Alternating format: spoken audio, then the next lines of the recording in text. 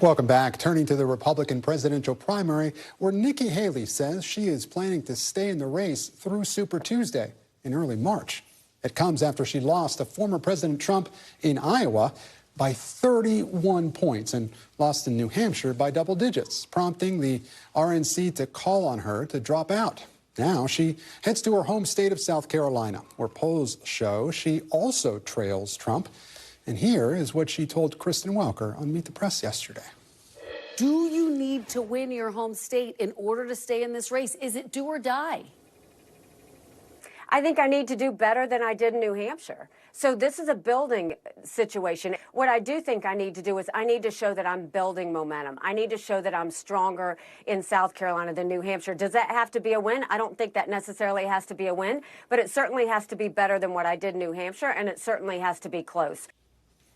And joining me now on set is D-Mich, the Washington correspondent for the Atlanta Journal-Constitution, and the Levin, former Democratic congressman from Michigan, who is a distinguished fellow at the Center for American Progress, and Stephen Hayes, editor and CEO of The Dispatch, who is also an NBC News political analyst. Thanks so much for joining us here on Meet the Press Now. So, Tia, I want to start with you. You just heard Nikki Haley talking there about what she needs to do in South Carolina, essentially clear 44%. Is that realistic? Well, the current polling shows her at less than 44% right now. So it's like almost the best case scenario is doing about as well as she did in New Hampshire, if not a little bit worse.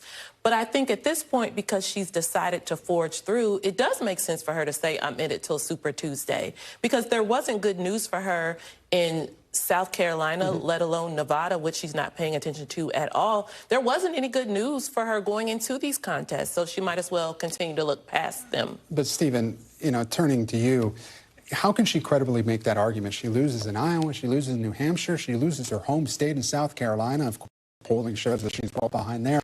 Should she stay in for Super Tuesday? She can't credibly make that argument, to be blunt about it. If she loses, New Hampshire was arguably the single best state in the union for Nikki Haley, and she came in 11 points behind. South Carolina, her home state, as Tia points out, Donald Trump has a big lead there. We haven't yet seen polling about a two-person race, so I think that the Haley people are hopeful that she'll show a bump and she can capitalize on and make the case that now this is a two-person race. And the Republican electorate, that's not part of the primary base, that's not the hardcore MAGA Trump base of the Republican Party, is gettable, I think, for her. I think she's late to be making the case to them at this point, but I think their bargain is, we'll make this case to the broader Republican Party. We will make an argument that nobody wants this Joe Biden-Donald Trump race and that Nikki Haley is the thing standing in the way. And I want to play something that Nikki Haley told Kristen Welker yesterday about former President Trump's legal troubles, and we'll talk about it on the other side.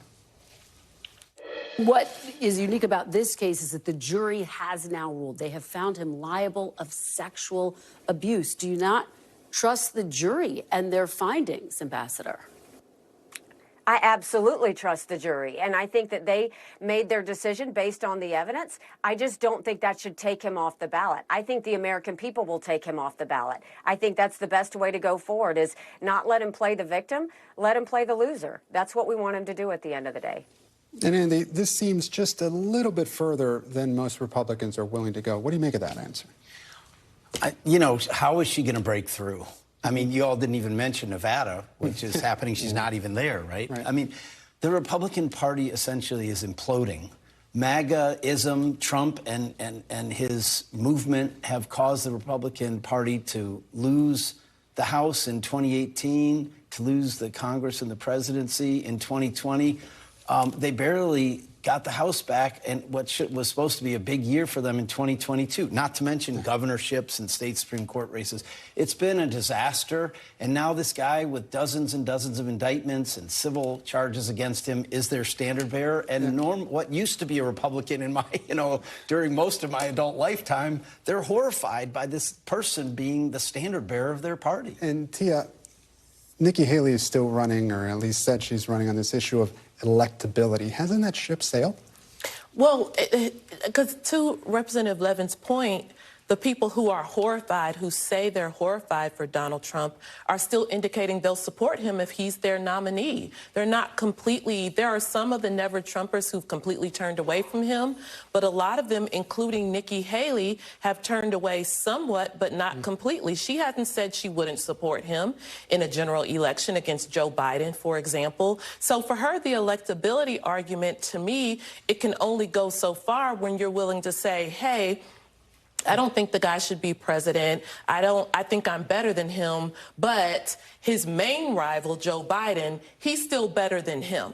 You know, so, and again, she has pulled punches until recently. She started to go harder recently, but for a long time in this Republican presidential primary, they were going after Joe Biden much more than they were trying to make the electability argument about Trump, even as he faced all these charges. So it's a tone, it's a posture that she didn't make, I think, clear enough earlier in the contest. And Stephen, I want to turn now to the border politics in Congress. Here is what Donald Trump said over the weekend. As the leader of our party, there is zero chance I will support this horrible open borders betrayal of America. It's not going to happen. A lot of the senators are trying to say respectfully they're blaming it on me. I said, that's okay. Please blame it on me. Please. Because they were getting ready to pass a very bad bill. And I'll tell you what, a bad bill is, I'd rather have no bill than a bad bill.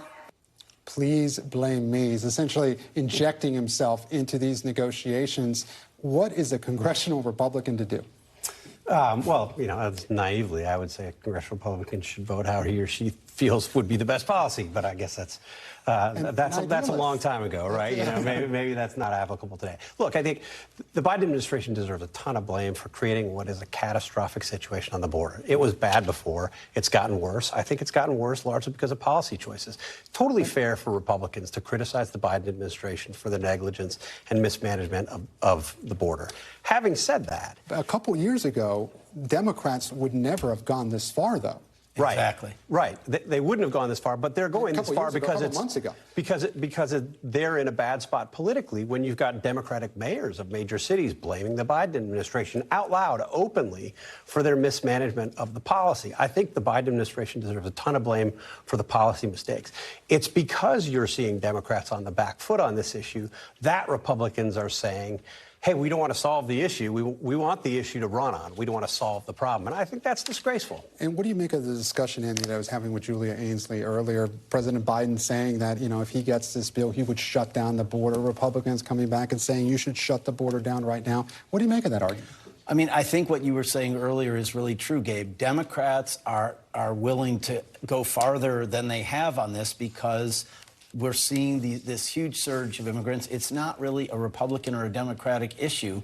The world is changing, and it's very hard for us to deal with.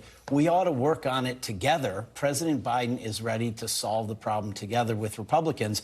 And here the Republican leading candidate for president is out there saying, don't do anything, because I want to win politically. I don't care if people suffer. And Andy, you're from Michigan. I want to turn now to this 2024 election. And Biden facing a lot of opposition from his left, progressives in Michigan over the conflict in the Middle East. A lot of Arab American voters there saying they do not support what the president is doing. And then also progressives on the immigration issue. How should Democrats and the Biden administration respond to that? You know, Gabe, this isn't really just progressives. You've got over 1,000 black pastors from around the country. Muslim Americans aren't all progressives. Arab Americans aren't all progressives. Young people, they all are saying to President Biden, we can't stand this carnage. We can't stand 2,000-pound bombs that Israel gets from us being dropped on a population of 2.2 million people, I guess, to, penetrate tunnels underneath.